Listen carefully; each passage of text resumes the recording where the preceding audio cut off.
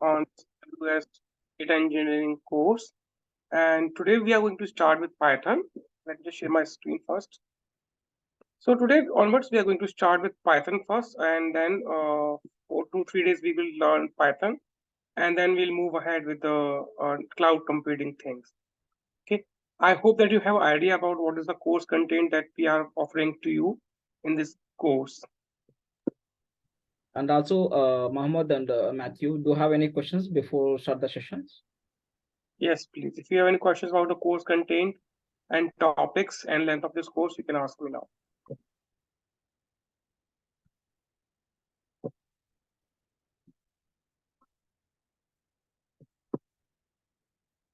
No questions? Can you say yes or no or something?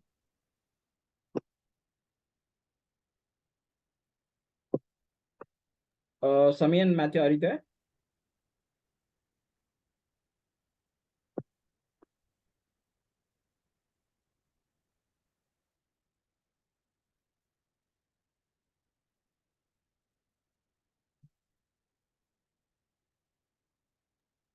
Matthew, are you there?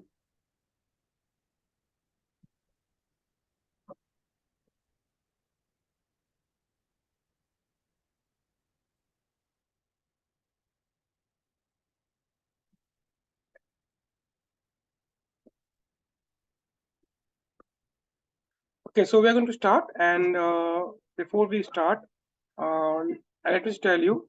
So for the practice purpose of Python for the initial 2-3 days, we are going to use a tool called Anaconda. So you can download this from internet. It's an open source free tool. So just click on Anaconda download.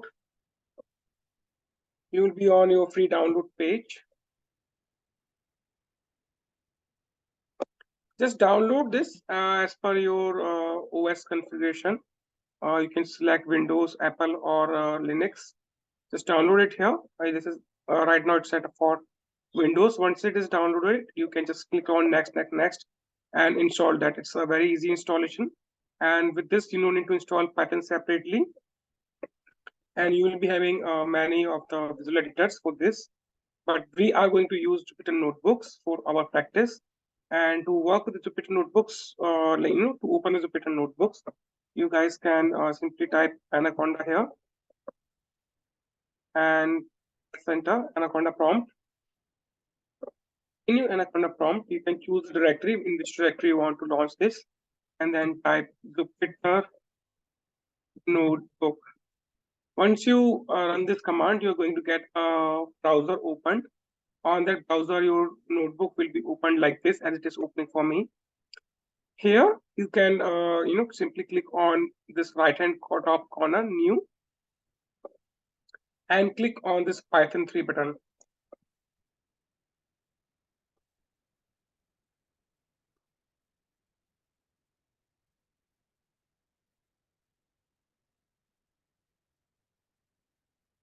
Okay, this is like our Jupyter notebook. Here we can run our Python codes, and all the codes for the Python classes we are going to cover here. Okay, so if I just run print,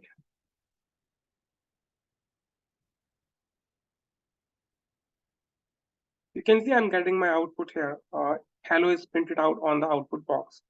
So this is like notebook, and these lines are actually called shells, and we can execute these shells by clicking on run, or we can also press the shift enter to use the shortcut to run these shells. So this is the process. Download the tools, click on Anaconda prompt. Command is Jupyter space notebook. Click on new, use Python 3, and then you can simply start using these notebooks. Is it clear?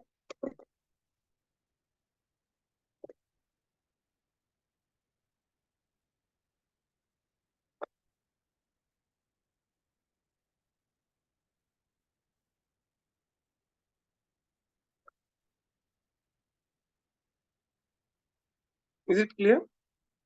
I mean, if you're having noise or something, you can at least ping me in the chat box. That's also that will also be fine with me.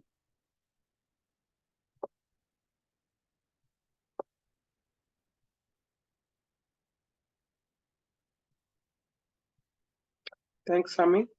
So yeah, hi Rama. Yeah, sorry I missed the name. Hi, Jalas.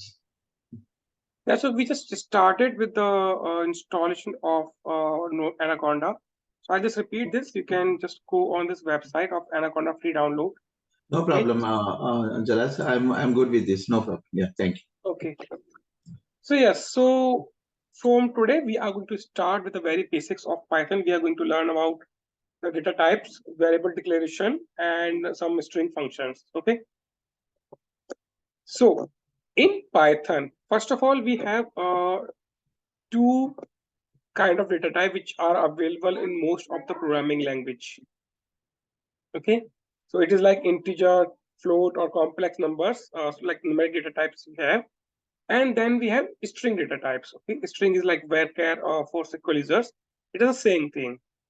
So in Python, then we have some complex data types which are list, tuple, and range.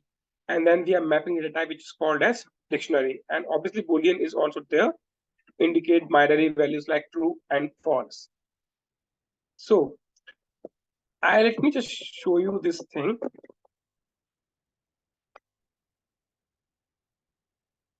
So first of all, we are going to start with very basics of some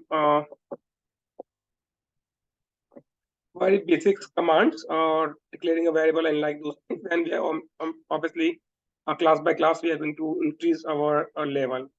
So let me just write this and let me just actually get this particular thing out here.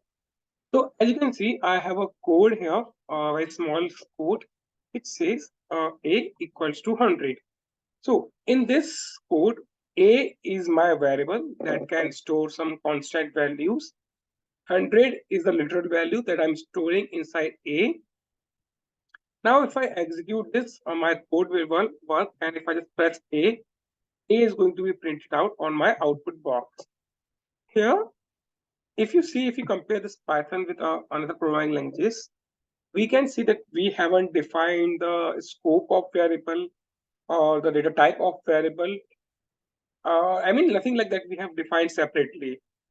So in Python, variables can be defined without the data type mentioning separately, and their data type is actually determined by the value they are storing. So right now, this particular A is storing 100. That's why this is in type of integer. So if I just run this command now, if I run this particular code now, and I'm going to print the type of my variable A. So here value will be printed and then its type will be printed with the help of type function. Okay, I am using my type function inside my print statement. And I'm tapping that I'm printing the type of my variable A. So if I just execute this, I'm going to get my type is actually integer type. int stands for integer. Then if I just make the slight change in this, if I make it 100.0, then if I execute the print statement, I'm going to get the type of my variable is floating point numbers. Okay, so it has detected that now I have point. That is why this type is returning float to me, not integer. Then if I wanted to define strings, if I just use, let me actually make some spaces here. If I just use double quotes or single quotes, then if I create this variable and execute this, and if I then I enter, I run this code, I'm going to get my type is now a string class. So you can detect from this that depending on the value a variable is storing, depending on that particular value, my data type is actually defined in Python. And it can be a varying data type. Like in the starting of my code, this A can be of type of integer or a string. Then if I say same variable, some value, execute this, and then if I execute my print statement, so you can say here, when it is storing 100 in double quotes, my type is actually string. And then later on in the same flow, my code has been modified to store A as a type of integer. So this is how a very basic point of Python, like defining variables and understanding their data type. So if you have any questions, you can ask me.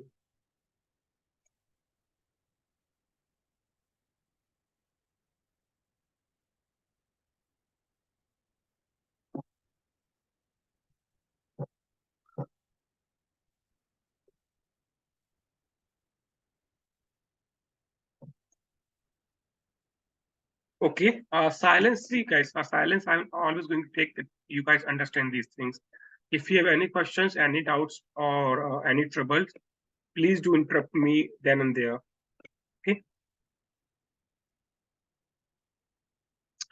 Okay, so we are done with the type thing. Okay, and then I will share this code with you on Drive.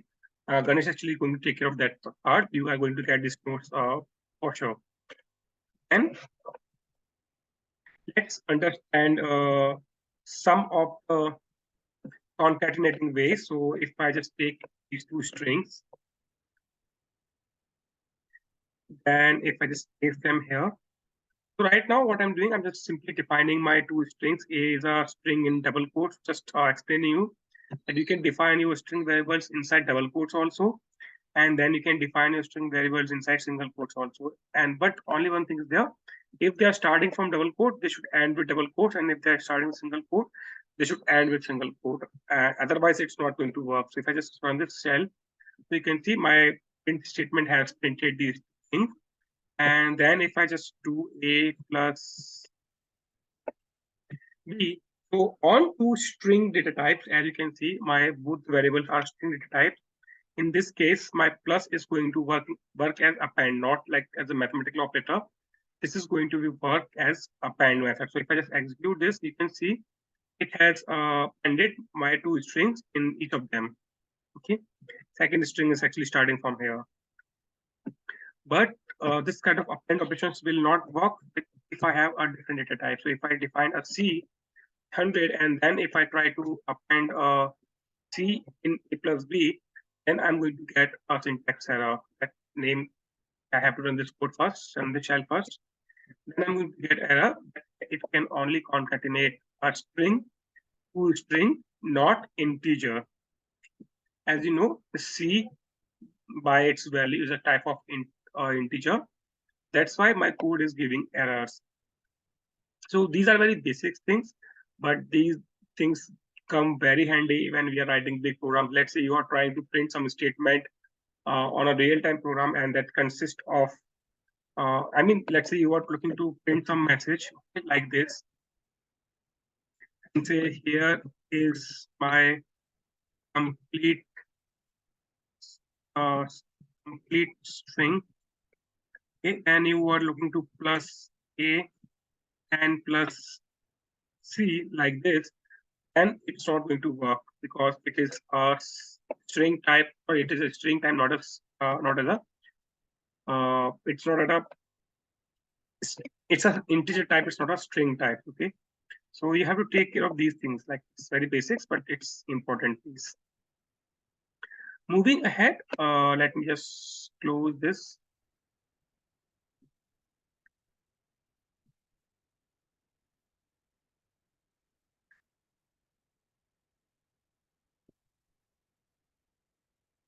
Moving ahead, there are some built-in functions that we have available in Python. So we have these functions for strings, list, dictionaries, arrays, and some loops and all those things. So obviously, as and when we learn about list and dictionaries, we are going to look into those specific functions. But for now, today, we are going to work with string functions. Okay. So first of all, we have to understand how the strings are built in Python. Okay. So this is how actually our strings are built in Python. Let me just remove these things.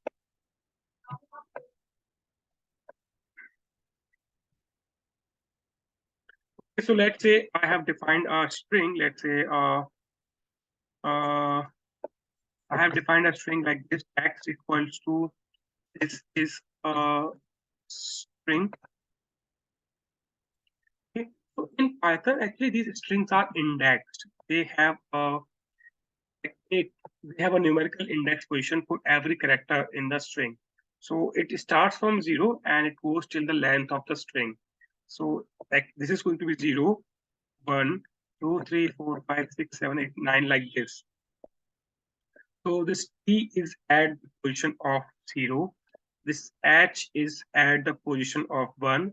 This I is at the position of 2. S is at the position of 3. Likewise, this particular S is going to be at position of 10, then T is going to be at 11. Like that, every character in a string has an index value assigned to it. Even the spaces and everything, like every single character, including spaces also, they have a value assigned to it. Okay, and we can use these values for various kind of operations. So we are going to see that practically.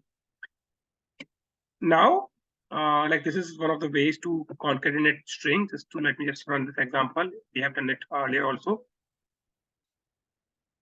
So if I just define two strings, like string named as word1, string named as word2, and then I can then enter this, and it is going to create a concatenated string for me. Okay, so my final output is going to be New York. This is the way to append strings. Then let's say we wanted to select specific characters out of the string. So I can do it.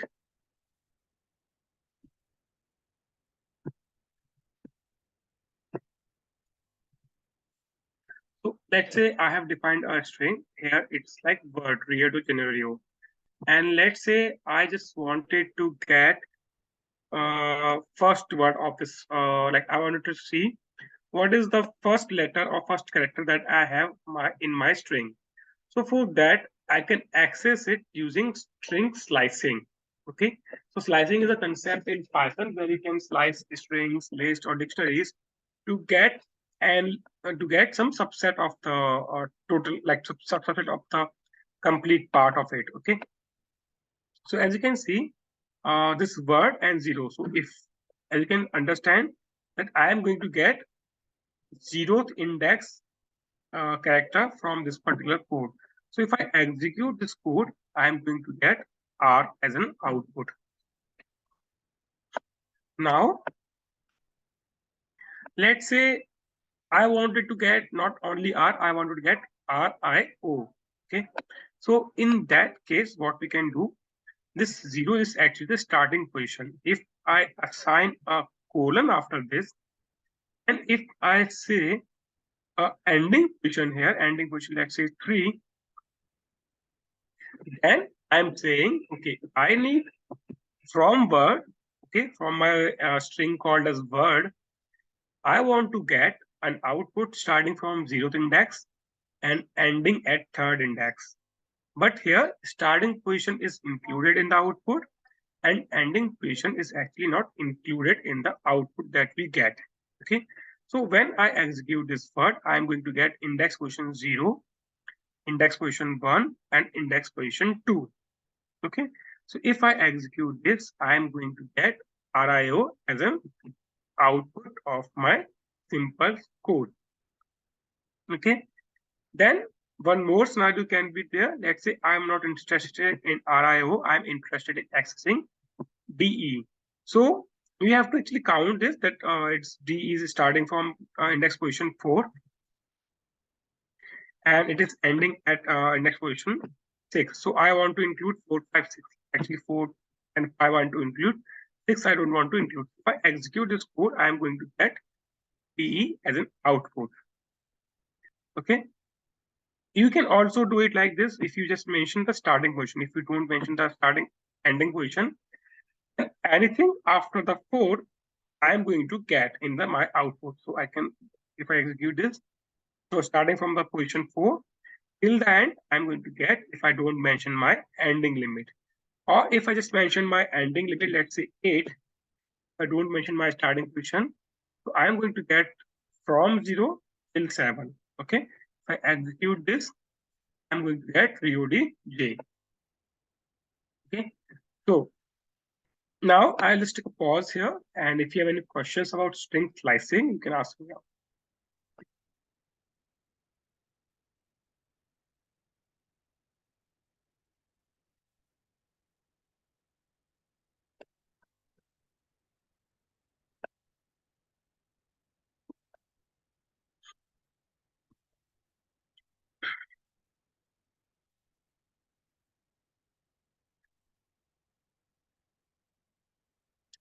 Okay, so as I mentioned, silence I will take as taken as a yes that you are getting what I'm trying to say here. Okay, so then we will move ahead. So let's say you want to get the length of a string. For that, we can use the length function. Okay, so if I say length, and any string that I pass inside this length, I'm going to get its total length as an integer value. So if I just execute this, it's going to say to me that it is a 3-character string. Okay, and if I just say the scenario, I am going to get 14 because this is a 14 character string. So length is a function in a Python that and it works on the string, and it gives you the number of character your string has. Okay, you can also use it like this. One more way, you can define your word, and then you can say, I mean, this is my string, and you can just pass on that variable inside the length operator word, and you're going to get 17. Okay, length is a function which returns the number of characters in the string. And one more thing in the distributor notebook, let's say you want to get some help from this, we can press shift tab inside this. So any function, let's say you want to get the help out, and press shift tab, and it's going to show you its signature, and it's going to show you its document string that it returns the number of items in the container. So as this is a string, so for a string, it's going to return the number of characters. If it is for list, then it was returning the number of items in the list. Okay. Moving ahead, we have a replace keyword. Okay. So what replace does, as it sounds, it replaces the existing value with the new value of a that we provide in the code. So I'm applying my replace function on this particular string, and I'm saying replace my RIO with MAR. So if I execute this code, I am going to get my replaced string as MAR degenerio. Okay, so this replace actually works on string, and I could have used it like this. Like if I define my word here again, I could also say like my variable dot replace. Okay, I can say replace RIO and replace it with new RIO, something like this. If I execute this, I'm going to get new RIO degenerio. This is what I'm going to get if I use the replace function. One noticeable thing in the Python, that it is a case sensitive language, and cases are sensitive in most of the places, or you can say all of the places also.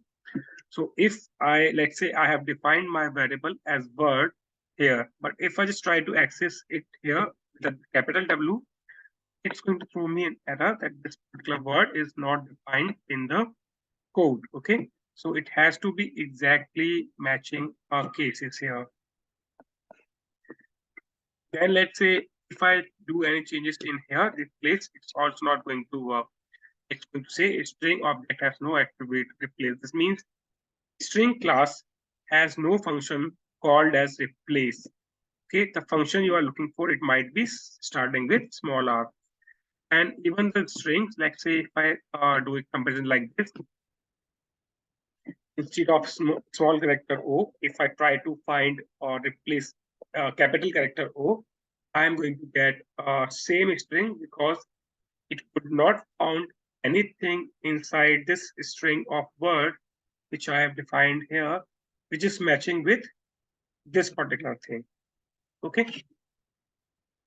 So understand this thing that our strings or our pattern is kind of very strictly following case sensitive language. So if you are coming from a SQL background, this is something you have to be here. Moving ahead, we have a count function which counts the occurrence of any particular word that we are looking to find. So I already have my word string defined here. See, this code, you can say, this notebook code, I'm executing my code line by line, or you can say step by step, but it saves the variables also in the memory. So I might not need to define this word again and again. Okay. Or if let's understand this like this. If I execute this particular shell, okay, execute this particular shell, and then I execute this particular shell, then the value of my word variable is going to be, this is my string. If I try to access this word after this, okay. So last execution is always going to be considered. Remember this thing, last execution is of any shell is going to be considered if you are using same variables again in the same notebook. Okay. So yeah, coming back to count operation. So what it does, it first of all, it works on the string functions. So word is my string, its current value is Rio de Janeiro. Then I'm counting how many spaces I have inside this particular string. So if I execute this, it's going to print me 2 because this has 2 spaces. Like if you see here, I have 2 spaces here. Okay, or maybe actually it is this string I'm accessing right now. So you can see I have 2 spaces here. That is what it is counting and returning us back. And let's say I want to count DE, it's going to give me 1. And if something I count which is not there in the string, be it case sensitive also, I'm going to get -1. Sorry, 0. -1 means, sorry, 0 means that there is no word matching in the string. So it cannot found DE anyone no time. That's why we are getting 0 here. Okay.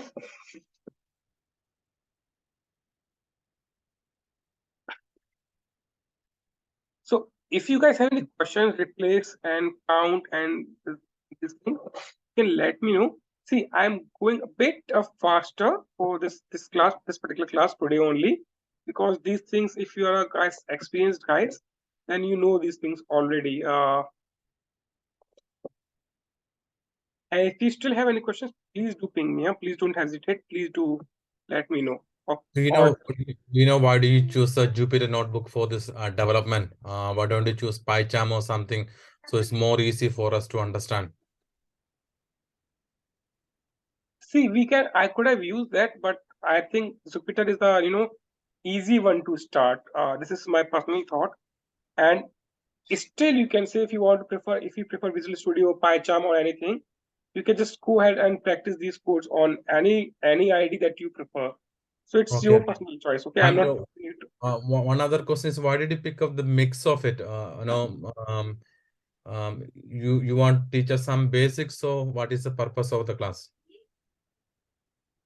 See, I'm thinking that persons who are joining this course are looking to become a AWS data engineer. Okay, and in moving ahead, when we will work and write Python Lambda functions or glue jobs, we will be using Python more extensively. Okay, and if someone is coming in this course who has no background of Python, this is going to help him. If you don't know basics, you cannot write any code. There's no coding without until unless you know basics of any programming language. Okay.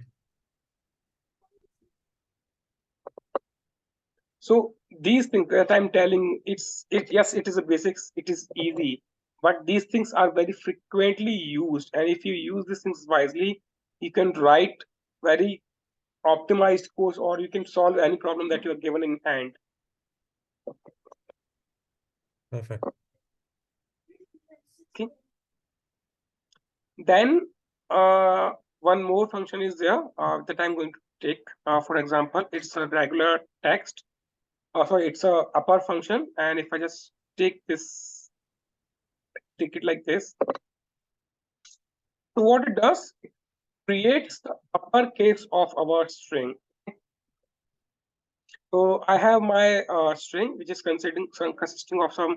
It's kind of a camel casing I have used, one capital letter, then I have small letters. So if I do upper, then I'm going to get an output which is going to have all the letters in upper. So I don't know what actually I should print this one. If I just print this, I'm going to get my string as in completely capital letters. So this upper is converting your letters into capital letters, like all caps letters is going to convert. Same way we have a function called lower. It converts your all capital letters into smaller letters. So if I just run this, you can see here I had my T as an upper letter, but now it has been converted into small letter. Or maybe I can just do it like this also. You can see I have my string here is in a uppercase, but I'm getting my output as in lowercase letter. So these things you can do with upper and lower. Now if you haven't, okay, I'll talk about your experience maybe later after this class. Then there is a function which can help us get strings divided into pieces. Okay, so let's say I have this string called my phrase, and I wanted to split this string, and splitting in a string in Python gives us output as in list. Okay, so if I split my string based on some separator, so for this my separator is nothing but a space, and then let's say if I just print my words after my execution. Okay, so before like this space is there, and I'm splitting my phrase I'm splitting based on space. Okay, so based on space, this string is going to be splitted, and I'm going to get my words in a list format. Okay, and we are going to talk about list in tomorrow's class in great detail. List and dictionaries are the two topics that we are going to cover in tomorrow's class. So if I just press shift enter, you can see I have got output. Now if I just get the type of all this also, my underscore words. Okay, so you can see type is list. Okay, and type is list, and if you check out its value, it is in this format, like it's a kind of a square brackets are there, and a list has been created for me. So this is one item of my list, this is one item of my list, and like that I have few items in my list. So don't worry about this, we are going to talk about list from scratch in tomorrow's class. But for now, just understand that split is a function that converts our complete string into a list based on a separator. Okay, this is what it does. And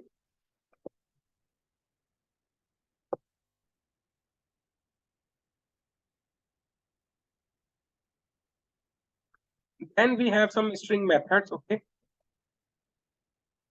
which are capitalized, that converts our string into camel case letters, like whatever the letter that we have, it's going to convert that into, sorry, I have to define text.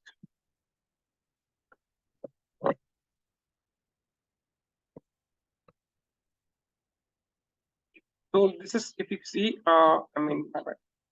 if you see my input is starting with a small t, and out I am getting as a capital C. To say capitalize just converts your string into camel case letters. Okay. then we have count, and then we have ends with. So what ends with, like count we have actually already seen. Then we have ends with. So what ends with does, it's going to check if your particular string ends particular string or not. So if I just take my original string here. So let's look into this closely.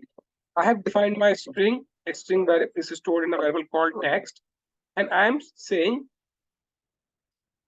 on text check if it ends with word as an engineer. Like if it is ending with an engineer, I'm going to get my output as an true. Like this true is in a boolean type data type, okay, and it can contain only two values, like true or false.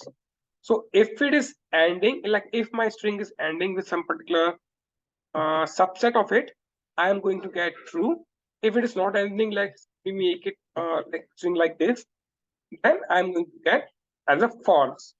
So it helps you in real times when you wanted to check if your some variable or something in your data is ending with some particular thing. In those cases, this end with, start with, these kind of functions do help us. Then let's see one more variant of that, ends with. So if you check out this end with the document string, remove everything from the braces and just press shift plus tab, then you're going to get the doc string here. And if you check this closely, it takes suffix. That means the positional keyword that you're expecting it to end with, like that you want to check. Then second argument, it expect a starting position, and third argument, it expect a ending position. This means you can also write it like this. So you can say if your string ends with starting from 1 to 12, that means starting from 1 index, that means h will not be counted this because h is 0 index, okay. Starting from 1 position, whatever is the 12 position, if it is ending with engineer, only that thing you are looking to check. If you have such kind of requirement, you can use starting position and ending position also. But this start position and this end position is kind of an optional argument. That's why you can actually go ahead and skip this also. But if I just execute this code now, I'm going to get false because this engineer is there in this word and it's ending with also. But right now I have restricted my original string till the till the index position of 12 only. This is the reason why I'm getting output as in false here. Okay, and same way, we have one more very useful function, which is a find function. Okay, so what find does? So it gives you first index position of the subset of the keyword or of any letter that you have typed inside the braces. If this particular word is existing in your original string, then it's going to give you the index position of that starting, like if it is going to give you starting index position. So what I'm saying here, so I am trying to find welcome in my string. So as you can see, this text string which I have used here, it does contain welcome. So what is I'm going to expect in my output? I'm going to expect 0, 1, 2, and then 3. This welcome is starting from index number 3. That's what I'm going to get in my output. So if I just press shift enter here, I'm going to get 3 as an output. This means my welcome is present in this particular string and it is starting from position 3. If I just tweak this thing, if I just do it some random thing, and if it is not present, I'm going to get -1 here. -1 indicates something that you're trying to find is not available in the string. Okay, so now I have shown you a few simple things, few basic things. These things actually should be very clear to you. Otherwise, we are going to have some problems when we go on the next levels. So for an example, you should understand the use cases also. So if I just take it out this thing, And if I just take out this particular small code, so let's say I have a file. Okay, I have a file, and that file I wanted to read, and that files contains one column which is in this particular format. Okay,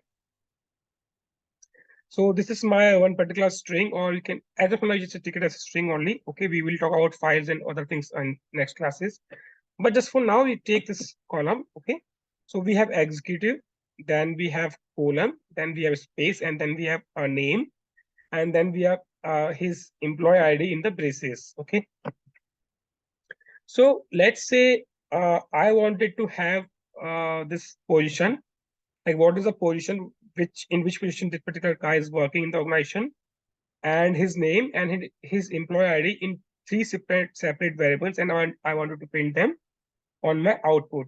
So this thing, either I can use my regular expressions. So if you know regular expressions, you should know that it is a bit hard, it is a bit tricky to generate regular expressions. Okay,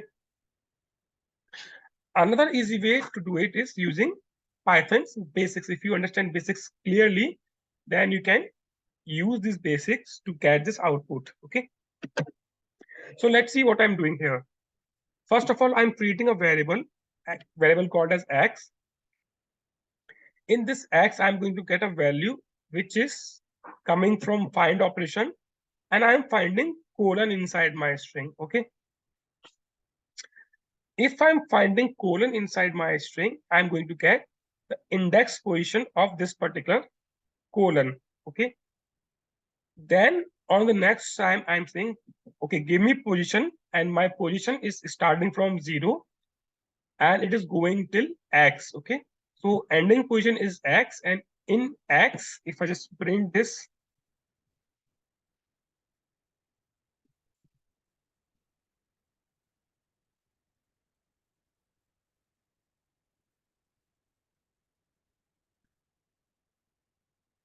so you can see I will be printing my value of x also, just for print statement. You can see now I'm saying use string slicing on text, and I want a content starting from 0 till the ending position, and ending position is x. Like whenever you find the colon, I don't want colon also, I just want whatever is there before that. Okay, so like this, with this simple code, I'm going to get the position, like whatever the position is there, like executive, I'm going to get. Then name, I'm saying, okay, I have x, like I know where my colon is present in my string. And if you increase its size by 2, like if you say colon plus, like if you say x plus 2, that means this position, okay, plus 2 means this space, and then j, okay, then this position. I'm saying x plus 2 means after colon, like whatever is the position of my colon in the string, after that position, after the x, increase 2 indexes, and then you will start finding the name. Then I have colon to define ending limit. And in ending limit, I'm saying in my text string, find the position of opening braces. Like my name is starting from x plus 2, and it is ending on starting braces. Okay. And same way, I'm saying find my position of, like for the ID, I'm saying find my position of starting braces, and my ID will be present on +1 position, like it will be starting from the +1 position, and it is going till -1. -1 means I should remove the last character of my string. Okay, so using simple find operations, I am able to get this output. So if you see, I have value of x as 9. I have person name, like my person John Mary. I fetched it very perfectly from my string. Then my position is executive, and then my ID is 6454765. So if you have any questions in this, you can let me know.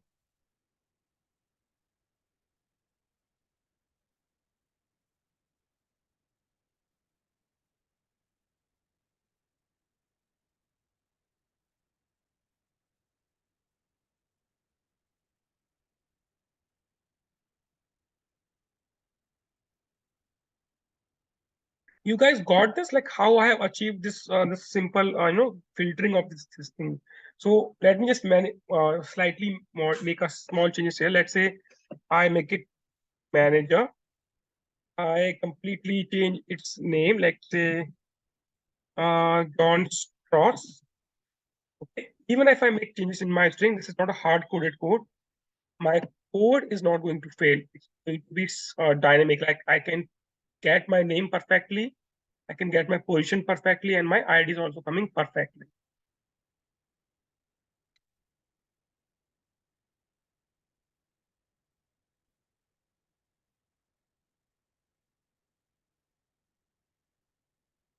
Any questions in this?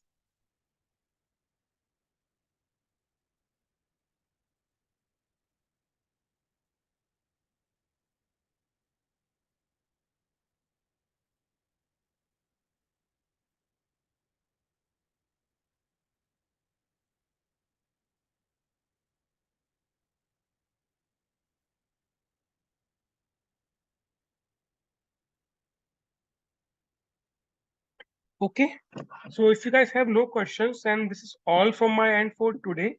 We have learned basics of Python. Tomorrow we are going to start with list and dictionaries, and if time permits, we are going to see some more things.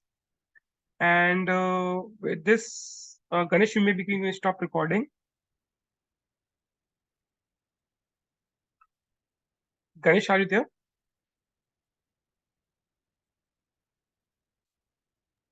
Yeah, Jalesh. I was another meeting. Yeah. Tell me. So yes, and I will just like if you guys can introduce yourself or just basic, like if you have some experience or where are you working. Yeah, Matthew and Sami, you both. I can go first. This is Sami. I have been working as a data architect for about 6 years now. So really good class. Thank you for that introduction. And I am looking forward to understanding some more complexities of data engineering with AWS. Creating pipelines, orchestration tools. What all will be covered. Maybe we can get an idea about the course contents, like the syllabus of the class, right? If that's feasible, that'll be a huge help. Okay, so yeah, Matthew, can you please go ahead? Yeah, I'm Elto Matthew. I do have 19 years of experience in data management. I was a DBA. Right now, I'm a Snowflake specialist, data engineer. What I do is data warehousing, modernizing the data warehouse using Snowflake. I want to move to the AWS data engineering side. That's why I'm here as well. I'm also interested in learning. What do you exactly cover in this course? Little worried about after having the first class because you talk about some functions in Python, but I don't know how this will be useful for us. You talk about tomorrow you'll be covering dictionaries and list, and are you also covering functions, many other things in Python? How this class will be beneficial for my career? Little worried if you can explain. Yeah, I'll be sure. happy. Okay, let me just quickly share my screen again. Okay, actually, I have a one more session in starting in 5 minutes, so I'll be just very quick. Maybe if you have more questions about this, maybe you can in tomorrow's sessions we can talk about those questions. But quickly, I will show you what are the contents that I have for this course. Okay, where's my PPT? Here it is. See, Matthew, actually, most of things like you are a 19 years experience, so I can understand these are very basic things for you. But I do have some, and I had no idea about your experiences. So I do have to start this with Python basics. So if you see, we always start with Python basics, introduction, this methods, data types, and string manipulations, working with files, creating data frames and data frame methods, and then we finish this with some mini projects. Then actual class starts in 3 or 4 days, where we start with storage services of AWS that is called S3. We see it's all the features, stored classes, lifecycle rules, triggers, versioning. Like obviously, I'm going to explain you this practically, theoretically, and I'm going to show you how these things work on the clouds, how it is beneficial their use cases, when to use, when to avoid, and how to optimize these things. Those things we're going to talk about. Then it's going to be creating Lambda code, so how to make your ad hoc work automated, or how to access various AWS services using programmatically, how to create some automations, how to trigger your data pipelines, how to create backups, or working with some other IAM services, recognition services. And we are going to have a mini project also in AWS Lambda, how to orchestrate your Lambda, what are the features of it. Those things we are going to cover. Then it will be Athena, which is an analytical tool. So as you're on Snowflake, you can say Athena is not a competition of a Snowflake. It's a kind of different thing. But yes, it works as a kind of a Snowflake only. It has a query, data, and all those things. Then we are going to work with AWS Glue, which is the heart of this AWS environment, where we can write all the data transformations logic, joins, group by, or I mean any transformation logic that you can expect, all the ETLs and loading into Redshift or loading into Snowflake, those kind of operations we can achieve with Glue. And this Glue is actually written completely in Python. Okay, we use Python and Spark combination to work with this. That's why I always start with Python. So when we reach on AWS Lambda, because Lambda we are also going to write in Python only. Then we are going to work with Glue, and then Glue is also completely based on Python only. Okay, that's why I always start with Python. Then we are going to see AWS Redshift. So Redshift is a pure competition of Azure Synapse or BigQuery or Snowflake. Then it's a kind of a warehousing solution. So as you are working on Snowflake, you should know what is warehousing solution. So these things we are going to cover. Then we are going to cover EMR, which is a Hadoop implementation on cloud. Then I will be working on, I'll be showing you NoSQL DB, using Amazon DynamoDB. Its indexing, its introduction, use cases. Again, we are going to see all these things. Just a second, guys. Just a second.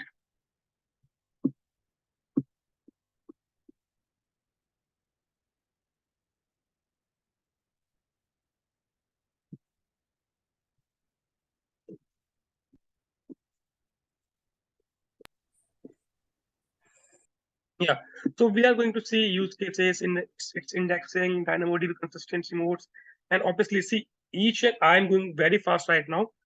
You can access demo classes from Ganesh. He can share the videos with you. I have in those videos I have explained these things very in great detail.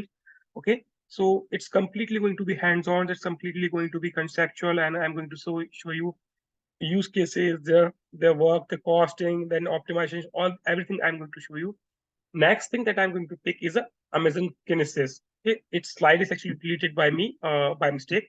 So I have Amazon Kinesis data streams, Kinesis data firehose, and Kinesis data analytics.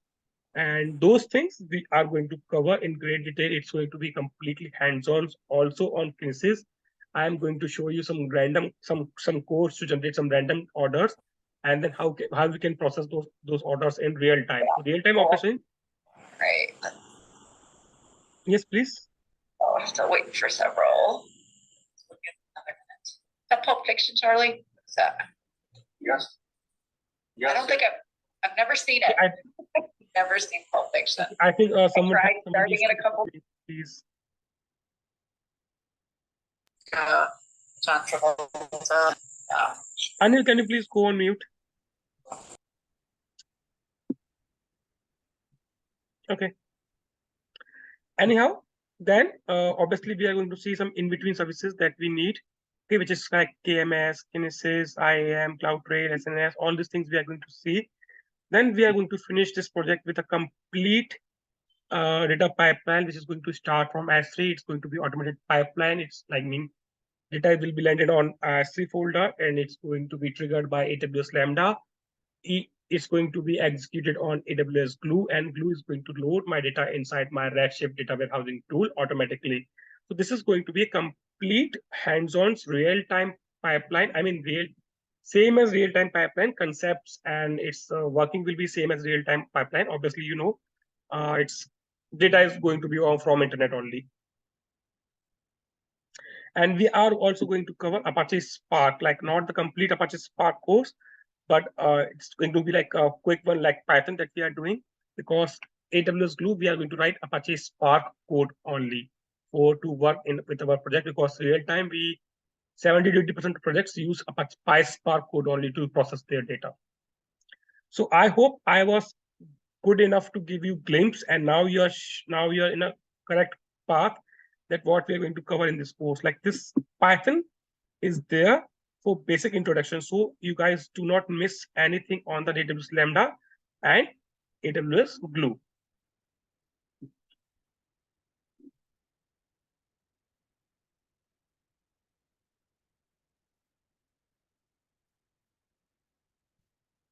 So Matthew, are we good now? Yeah, Sami? sounds slightly better. Yeah. Sami? Okay, Ganesh, please, I request you please share the last video that we did on this weekend. So, Shami, Matthew, and Rama, you can have that look into that recording, and that's going to give you complete details about this course. Rama has already attended the demo class. Even I asked a few questions also, and the Sami and Mr. Matthew has not attended, but I've shared the recording as well already. Yeah, sure. And sorry, guys, if you have any questions about this, you can ask with Ganesh. I have to go and jump into next class. Sorry. Thank you, guys. Thank you for attending. We'll meet tomorrow. Yeah, thank you. Thank you.